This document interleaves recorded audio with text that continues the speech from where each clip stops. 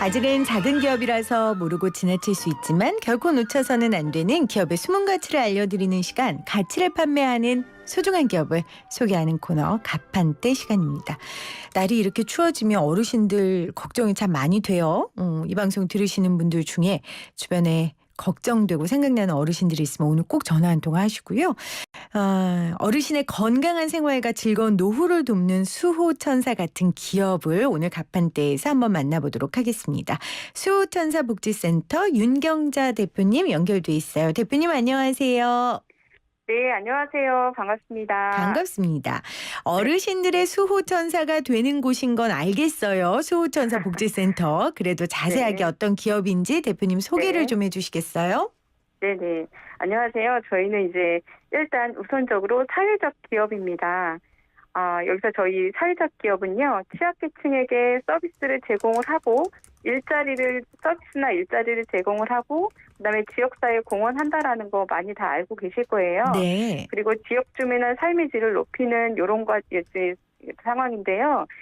사회적 목적을 추구하면서 그다음에 영업 활동을 하는 그러한 기업으로서 고용노동부 장관의 인증을 받은 기업이에요. 그렇죠. 저희도 여기서 이제 사회 서비스를 제공을 하는 기업인데요. 저희 수호천사는 지역사회를 기반으로 한 돌봄 서비스 분야 사회적 기업입니다. 음.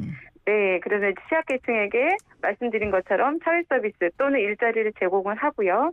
여러 가지를 제공을 하고 있는 회사인데요.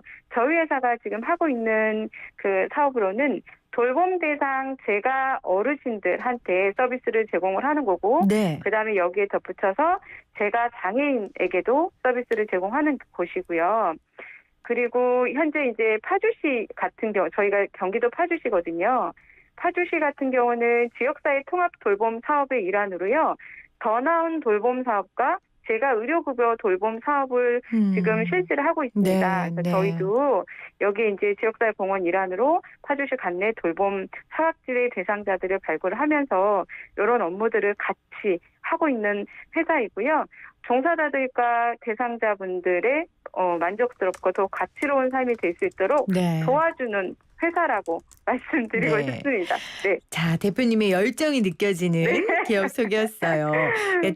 사회적 기업 저희가 계속 소개하는 코너여서 여러분 사회적 기업에 대한 개념도 많이 아실 텐데 우리 대표님께서 한 번 더 설명을 해주셨죠. 그러니까 사회적 네. 가치를 기업의 형태로 실현하는 그러다 보니까 당연히 수익 창출도 있어야 되고 공익적 활동도 있어야 되는 그런 기업을 사회적 기업이라고 하고요. 오늘 사회적 기업 중에 수호천사 복지센터는 우리 어르신들의 건강과 행복을 책임지는 그런 사회적 가치 있는 일을 하고 계십니다. 사실은 저희 가판대에서도 어르신들 대상으로 하는 기업들을 몇 개 소개를 했어요. 근데 우리 수호천사 복지센터만의 특징이 있다면 좀 뭐가 있을까요? 이건 정말 우리 기업이 자랑할 만한 거다. 이런 거 있으세요? 저희는 이제 저희가 하는 어르신들을 하는 사업들이 저희 사업이잖아요. 네. 사회적 기업 사업인데, 대동소이하다라고 볼 수도 있어요. 음. 그러나 이제 그 깊이 들어갔을 때 이제 진정성이라든가 이런 부분이 조금 다를 수는 있는데, 저희는 이제 사업 초창기부터 그 프로세스를 굉장히 중요하게 생각을 했거든요. 어떤 거를요?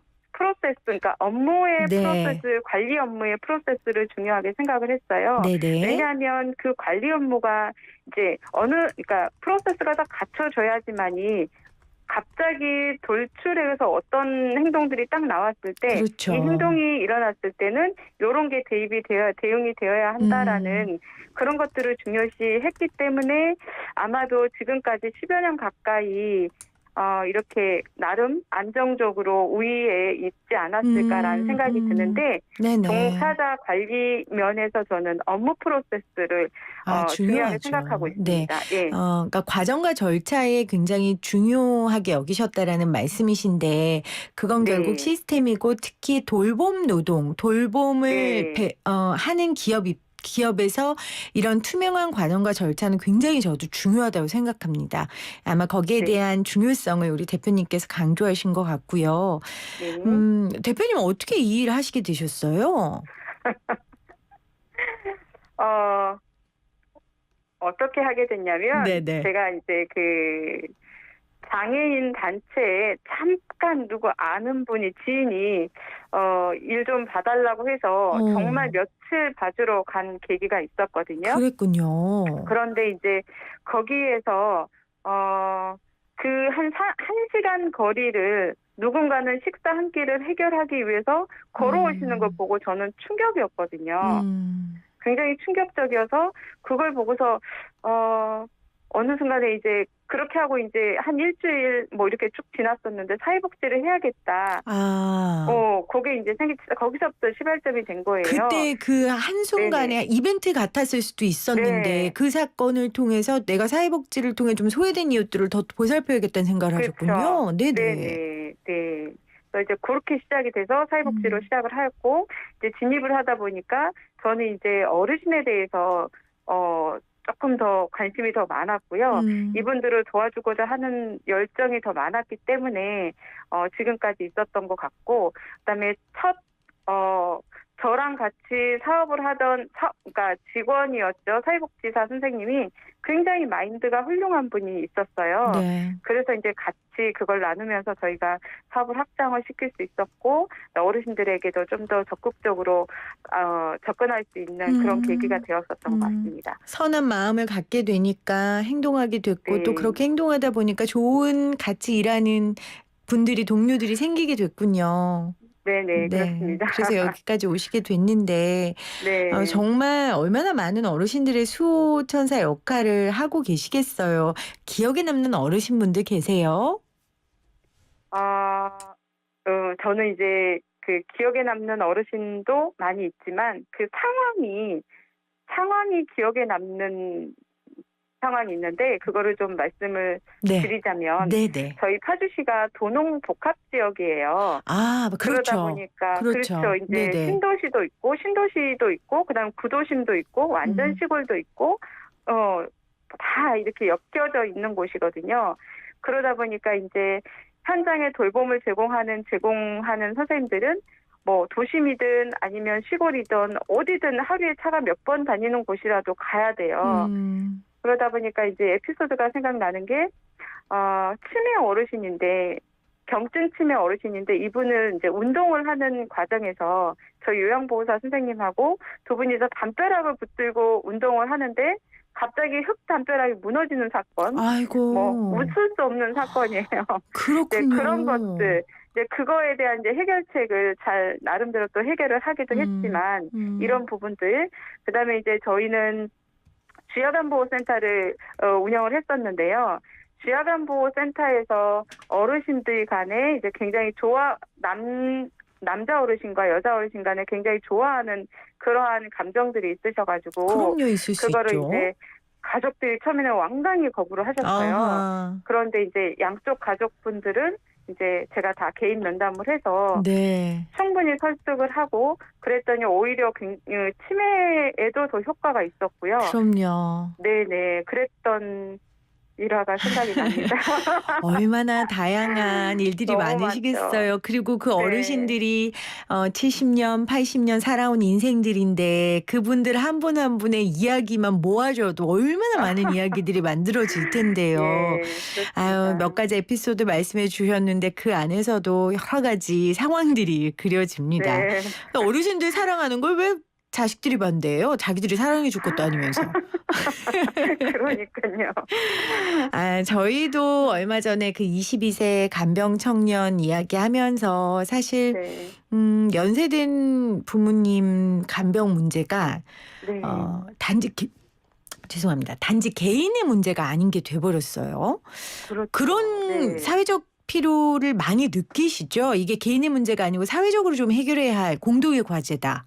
네네. 음. 그래서 이 장교양 사업이 시작된 이유도 그러한 문제잖아요. 그렇죠. 예전 같은 경우는 집안에서 꽁꽁 숨겨서 치매 어르신들 이렇게 다 케어를 하고 그다음에 누군가는 며느리가 되겠죠.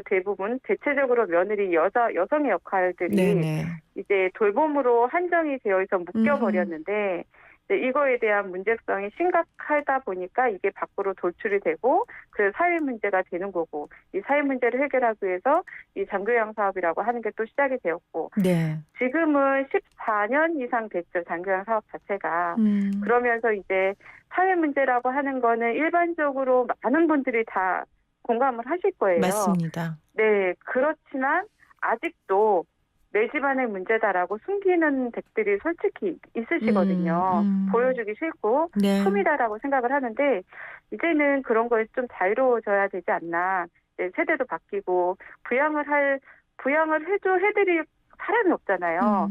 그리고 경제 활동을 해야 될 인력들도 지금 부족한 상황인 거고 그래서 이제 전반적으로 다 사회가 책임져야 되는 부분들이 아닌가. 그러나 이 가족들의 어느 정도의 그 책임성, 그 정도 책임성은 있어야 된다라는 그 네. 담보 하에서 사회가 책임져줘야 되지 않는가라는 생각을 하고 있습니다. 네. 당연히 자식으로서 부모를 향한 마음은 당연히 갖춰야 되는 그 인간의 도리고요. 근데 그 그렇죠. 인간의 도리 때문에 과도하게 그 짐을 나눠지게 하지 않게 만드는 건 또 시스템의 문제니까 네네. 국가에서도 이 부분에 대해서 굉장히 관심 갖고 여러 제도를 만들려고 한다는 걸 알고 있고 2010년부터 지금 이 센터를 운영하셨는데 그때에 비해 지금 굉장히 많이 제도들이 생겼죠. 그렇죠. 계속 발전하고 있고 네.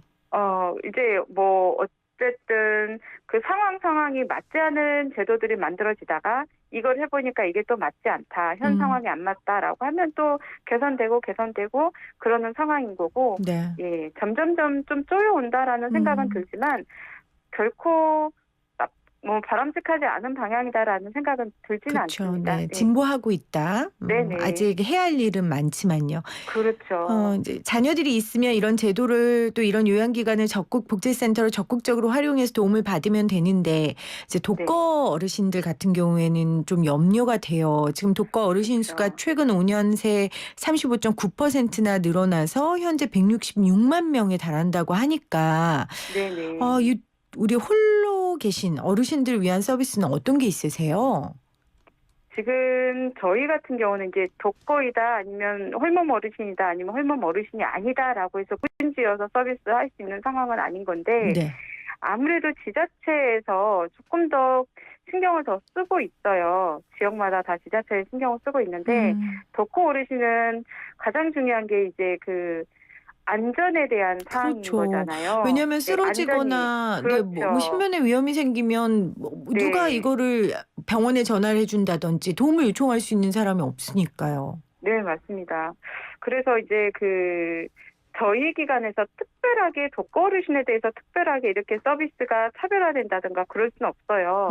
이거는 국가가 할 일, 그렇죠. 국가가 할 일과 민간이 할 일은 분명히 있는 거고 차이가 또 있는 그렇죠. 거고 네네. 국가가 다 하지 못하는 부분에 손 닿지 못하는 부분에서 또 민간이 또 가볍게 접근해서 또 들어가야 되는 부분들이 있긴 한데 이 독거 어르신들한테는 가장 인근에 있는 어떠한 사람을 이렇게 지정을 해서 그분이 안전을 확인할 수 있는 그런 시스템이 보다 더 강화가 되면 더 좋을 것 같아요. 의무적으로라도. 네. 예, 그런 게 있었으면 좋겠다는 생각을 하는데요.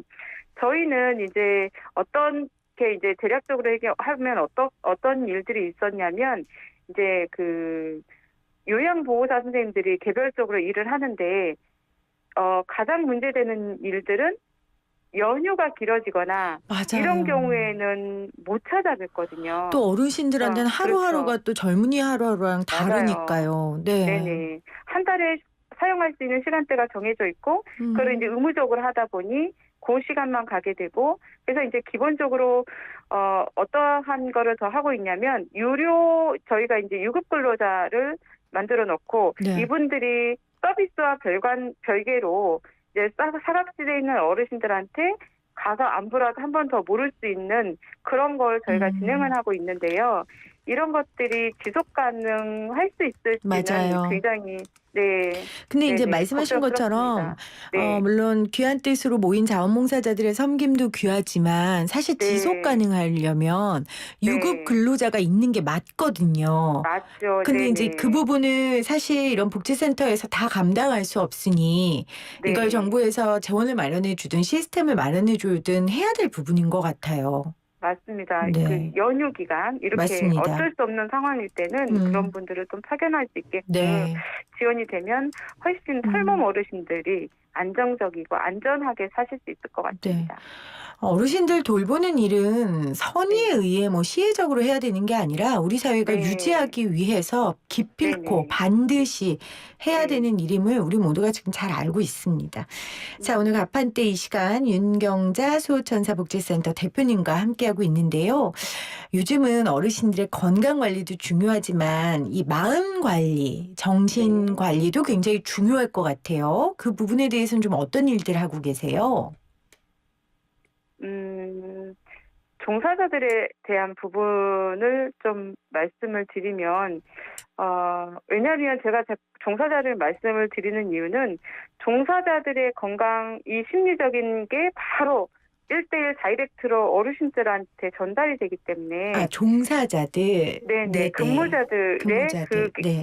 근무자들이 가장 중요한 것 같아요. 그게 중요하죠. 바로, 예, 이분들이 정신이나, 그러니까 심리적으로 흔들리거나 이런 불안정한 상황이면 대부분 어르신들한테 바로 다이렉트로 그럼요. 전달이 되는 거를 제가 목격을 많이 했잖아요. 한 네네. 10년 넘게 하다 보니까.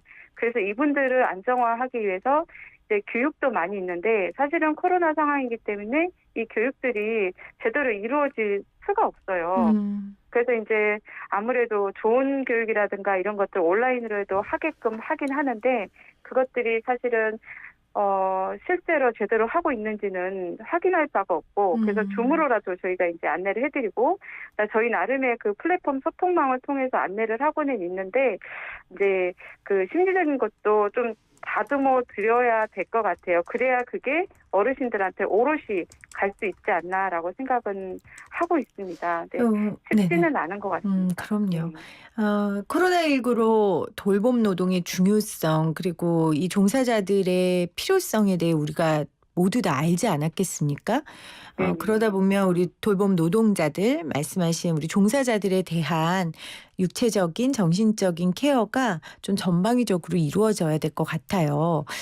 그럼 원래 제 질문, 이 어르신들을 향한 이런 정신적인 치료 아니면 이렇게 마음 관리하는 그런 프로그램도 있나요? 예를 들면 같이 영화를 본다든지 아니면 정서 이제 치료를 네. 한다든지. 네, 이런 것들이요. 저희 기관은 현장에서 어르신 댁으로 방문해서 서비스를 제공하는 방문 요양과 주야간보호센터는 오셔서 아, 어르신들이 이제 네네네. 유치원처럼 음. 계시는 곳이고, 저희 수호천사 요양원은 아예 이제 생활을 하시는 시설이거든요.